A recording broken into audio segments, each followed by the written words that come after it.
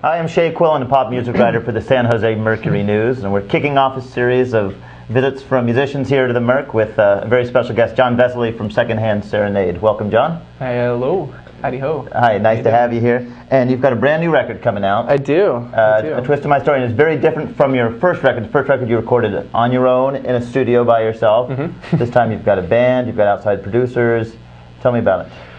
Well, like you said, it is relatively different. I mean, the whole process was really different. I mean, the first album I had a limited budget because it was my own budget, and I had about 8 days to track the album, so it was very, very quick. And I mean, I was working like 12 hours a day, just trying to bang it out, and I managed to get it done. This album, we kind of recorded over the course of like several months.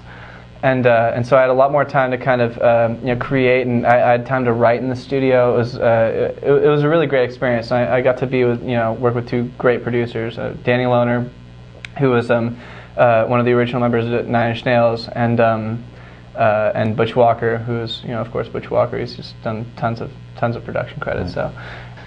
And you play a lot of piano on this record. Yeah, a lot of piano actually. I got to play more than I thought that I would. And you were telling me earlier you just picked up the piano within the past. The past year, I picked it up. I bought a keyboard, I think in like February or something, and started just learning how to play, and then. I started writing, and I wrote a couple songs on it, and they went on the album, sure enough. So we were talking earlier, you said your father's a musician as well. Tell me, was growing up around him, did that inspire you? Did that make you think that being a professional musician was a possibility for you? Yes and no. I mean,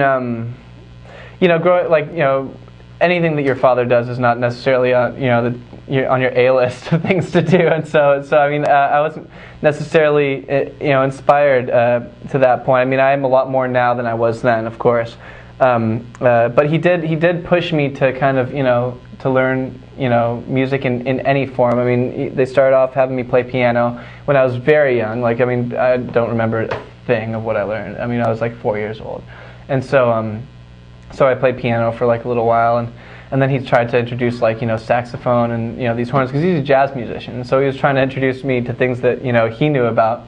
But what I really wanted to be doing was playing rock and roll. I was like at that time I was into like Guns N' Roses and Queensryche and all that stuff when I was like in 4th and 5th grade. So I was in that kind of movement, and that's what I wanted to be playing. And so I kind of like dropped off. I played saxophone up until like middle school, like junior high. And but I was like kind of defiant about it, and eventually picked up the bass, unbeknownst to my parents. Well, my brother was a bass player, so I didn't want it to, I was young and stupid, and I didn't want it to seem like I was copying my brother. So I was like, like at first I started off playing bass on like a detuned acoustic guitar, like I'd play like Nirvana and stuff on, and like Offspring, and then I eventually let the cat out of the bag and said, okay, I want to play bass, and they gave me his old bass for Christmas, and so I started playing bass eventually. So the internet's been a huge part of your career so far, especially MySpace. On the new record, is that still the plan going forward? Is grassroots? Yeah, I mean, we're definitely taking it a step forward. I mean, we want people to hear it. We don't want to push it down people's throats, because I mean, we want to make fans for life, and my whole focus has been kind of creating like a very honest like connection between me and the fans, and something just very personal. And I mean, now with this album, like with the last album, we really didn't take it to a lot of media, but now we're taking it to radio. We're doing a TRL premiere on the 28th, which is awesome. I mean, if people vote, then it stays on TRL, which is mind-boggling. I don't know how this like acoustic project got to that point, but so that's happening for us. I really enjoyed doing it.